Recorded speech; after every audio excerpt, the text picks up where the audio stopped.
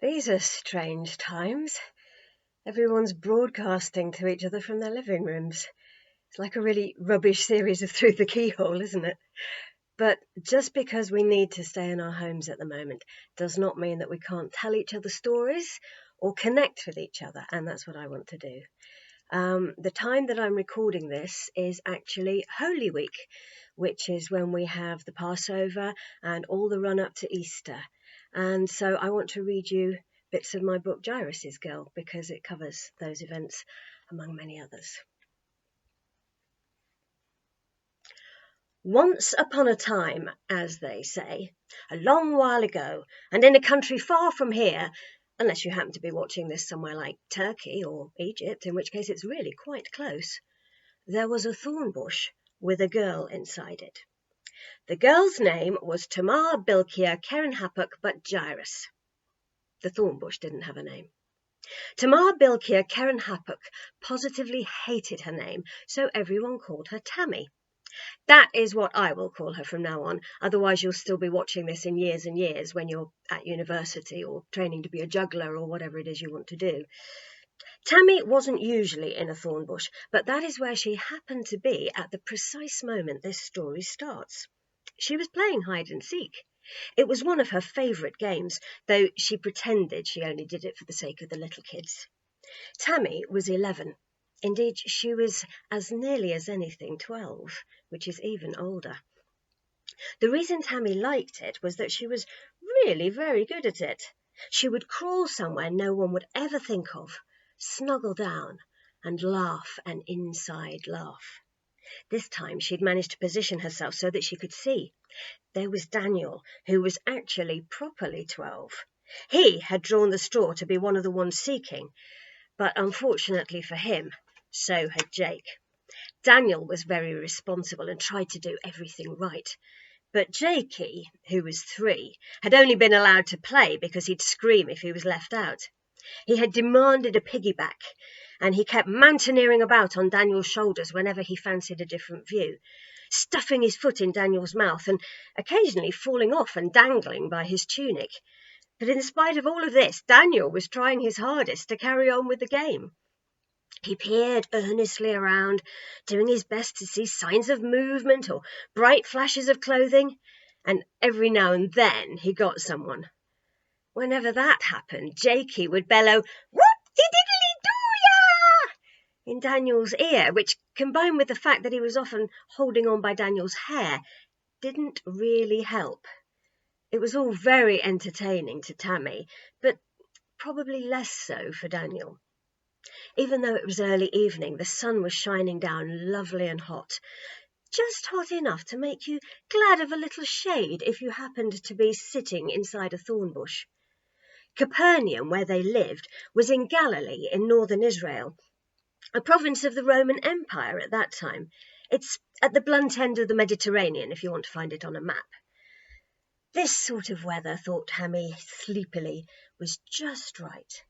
She could hear a flute playing gently over to her left, which was soothing and made her want to yawn. It was a nice tune, not too lively, not too loud, but just the right sort of tune for the lazy end of a lovely day, just the right sort of tune for falling asleep to if you happen to be snuggled up in a quiet bush with a warm breeze blowing the branches and a few inquisitive bees buzzing in to join you. Atchakathoy! Or, to put it in plain English, suddenly there was an enormous sneeze. Daniel swung around as quickly as he could in the circumstances and glared accusingly at a large clump of ferns. "Dibs!" he shouted in triumph. "Whoop-de-diddly-doo-ya!" Dibs stood up in a sulk and flounced off to join the others, muttering to herself and anyone else who cared to listen that it was a stupid game anyway and she was bored. She looked very red in the face, as if she'd been holding on to that sneeze for ages. And cross, too, especially when everyone hooted at her. Tammie nearly exploded, but it was just so typical of Dibs, it really was impossible not to laugh. Fortunately, the others were making such a noise, Daniel didn't notice a few random splutters from the thorn bush. Dibs was Tammie's best friend, She was Jakey's oldest sister too, though sometimes she did behave so much like him and pull her face exactly the same that you really might have thought she was his very tall twin. Her real name was Deborah, but when she was born and Tammie was a toddler, the nearest Tammie could get to pronouncing the name of the new baby was something that sounded like Dibbiral. Deborah's mother had thought it was cute and suited her, which it still did really, and it got changed and messed about with and stuck at Dibs. What was it the others had seen? Was somebody coming? The chatter had died out, and several of the children in hiding were stumbling into a shambolic line. It was obviously a grown-up, and one to be really respected. Someone on their way home to Capernaum? Tammie bit her lip as she tried to squint round to where everyone was looking. "No need to stop your game for me." The rich voice rang out cheerfully, and Tammie hugged herself with glee. It was her father, back from yet another trip to Jerusalem. It was nice knowing how important he was, but nicer still when he came home again. "A beautiful evening," said Jairus. "Has all been well here since I left?" "Yes, Rabbi," said Daniel, anxious to please but nervous. Jairus scanned the waste ground, and his gaze rested on the thorn bush. "Ah, there she is," he grinned. "How long did it take you to wriggle into there? I hope you were careful not to tear your dress." "Of course I was," said Tammie, as she very, very carefully wriggled out again, and ran towards him with all her might, registering a big fat 0 on the scale of sleepiness. He picked her up and swung her round, and they looked at each other, laughing. "I've spoiled your fun," he said. "I don't care," she replied. "Home then?" "Yes, home." And they set off down the road. Tammie's father was rabbi of the little town, a title which means master or teacher. He was also the leader of the synagogue, where everybody went, especially on Shabbat, the Sabbath day, to worship God and learn about him. These were very important jobs, perhaps the most important there could be, apart from being a priest and serving at the temple in Jerusalem where the actual presence of God lived. The people of Capernaum had great respect for Jairus. They often bowed to him in the streets or came to ask his advice. Tammie didn't call him Rabbi, of course. More often than not, she would call him Abba.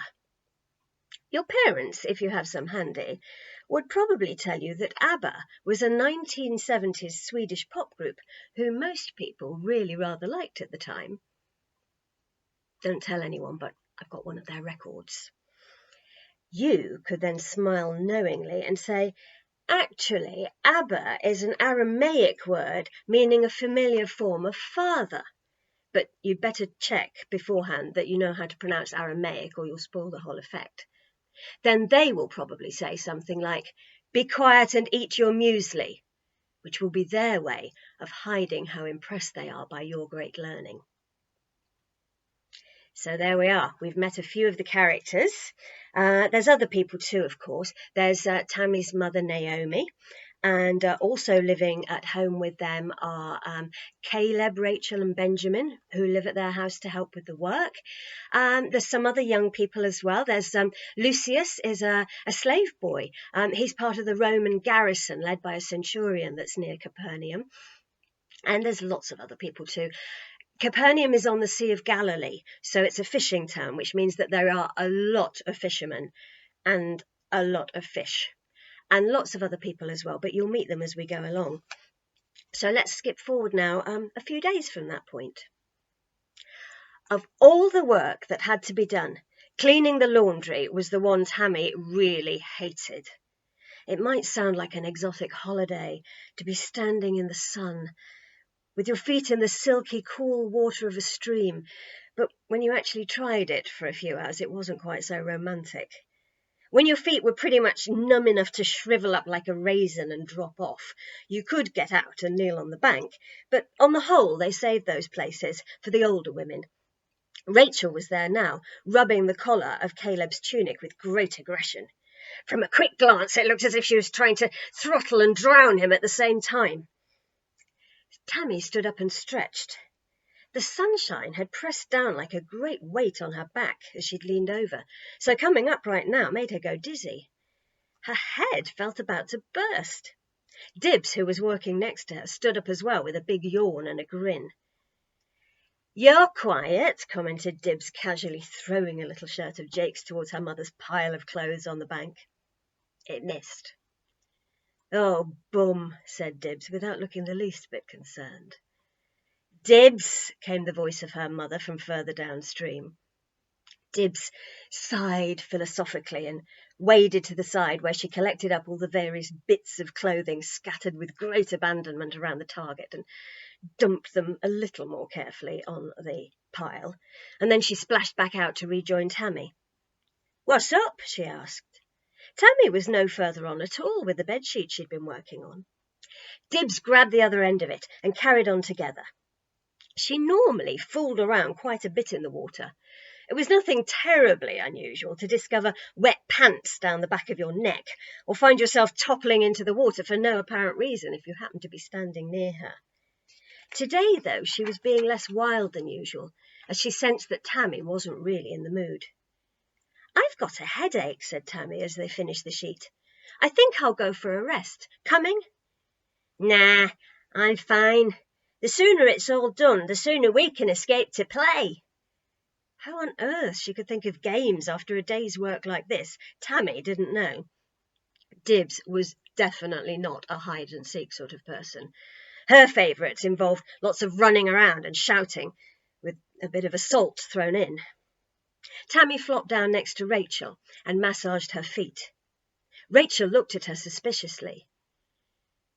"You been too long in the sun?" she asked. "No, I don't think so. Very little time at all, really." "Well, just you make sure you don't."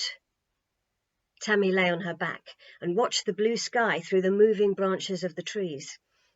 It was quiet and peaceful, with the birds singing, the women's murmur gentle on her ear, and every now and then a piece of clothing sailing high over her line of vision as part of the Dibs theory of effortless laundry. As Tammie dangled her hand in the water, she began to feel much better, and after a while carried on with her work. But it didn't last for long before the headache came back, worse than ever. The sun was striking her head, and the glare from the water and the white linen seared her eyes and made them run. Her legs went all wobbly, and before she knew what was happening, she was falling. "Deborah, for the last time!" yelled Dibs's mother. "It wasn't me," protested Dibs as she ran to Tammie. "She just fell over. I think she's ill." Well, Tammie was indeed ill. There'd been a fever going around Capernaum. Lucius, the slave boy at the Roman garrison, he'd got it. And old Sarah, a lady that Tammie really loved, who often used to look after her when she was a child. She was very ill with it indeed. And now Tammie got ill.